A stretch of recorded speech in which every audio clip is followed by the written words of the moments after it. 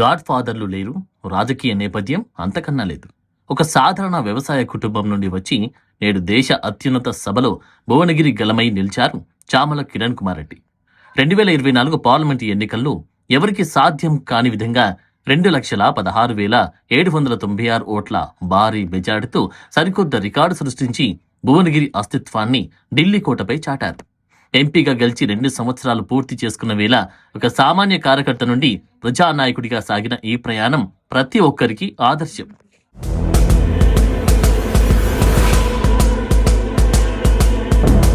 మొదటిసారి పార్లమెంట్లో అడుగుపెట్టిన 3-4 దఫాలుగా గెలిచిన సీనియర్ నాయకుల స్థాయి మెచ్యూరిటీని ప్రదర్శించారు.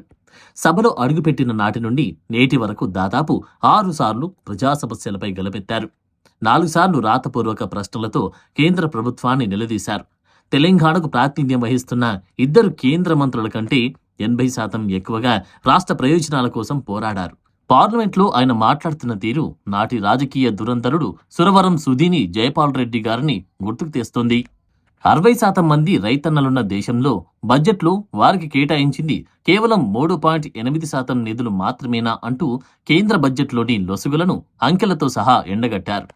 కార్పొరేట్ మిత్రులకు 3 లక్షల కోట్ల రుణమాఫీ చేసిన కేంద్రం 10 ఏళ్లలో రైతులకు ఎంత రుణమాఫీ చేసిందని నిలదీసి బీజేపీ పెద్దలను ఇరకాటంలో పెట్టారు.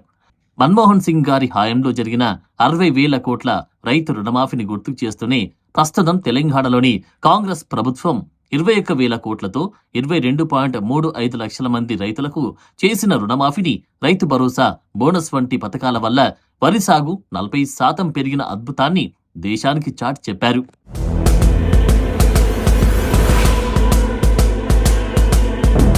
ఢిల్లీలో పోరాటమే కాదు, నియోజకవర్గంలో ప్రజల కోసం నిరంతరం తపించే నాయకుడు చామల.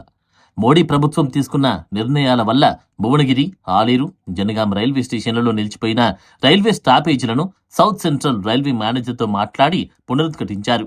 విజయవాడ, వరంగల్ హైవేలపై అత్యంత అవసరమైన అండర్ పాస్ల కోసం కేంద్ర మంత్రిని సంప్రదించి అనుమతులు తెచ్చారు. చారిత్రాత్మక భువనగిరి కిల్లా అభివృద్ధి కోసం ఏకంగా 58 కోట్ల రూపాయల పరిపాలన అనుమతులు సాధించి తన మార్కు చూపించారు. పీసీసీ సోషల్ మీడియా చైర్మన్ గా, వైస్ ప్రెసిడెంట్ గా ఉన్న అనుభవంతో నేడు పీసీసీ అధ్యక్షుడు మహేష్ కుమార్ గౌడ్ గారి నాయకత్వంలో క్రమశిక్షణ గల సైనికుడిగా పనిచేస్తున్నారు.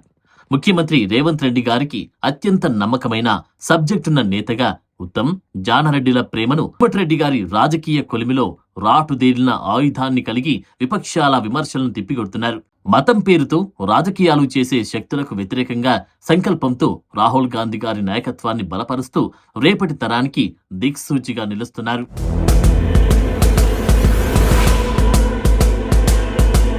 భువనగిరి పార్లమెంట్ సభ్యునిగా ప్రమాణ స్వీకారం చేసి నేటికి 2 సంవత్సరాలు గడుస్తున్నటువంటి శుభ సమయంలో మరి భువనగిరి పార్లమెంట్ సభ్యులు శ్రీ చామల కిరణ్ కుమార్ రెడ్డి గారికి జనగామ కాంగ్రెస్ పార్టీ పక్షాన వారికి ఆర్థిక శుభాకాంక్షలు తెలియజేస్తూ మరి రానున్న రోజుల్లో వారు మరెన్నో పదవులు అలంకరించాలని, వాటి ద్వారా భువనగిరి ప్రజలకే కాకుండా ఈ రాష్ట్ర ప్రజలకు కూడా వారు సేవ చేయాలని మనస్ఫూర్తిగా కోరుకుంటూ మరొక్కసారి వారికి ఆర్థిక శుభాకాంక్షలు తెలియజేస్తున్నాము.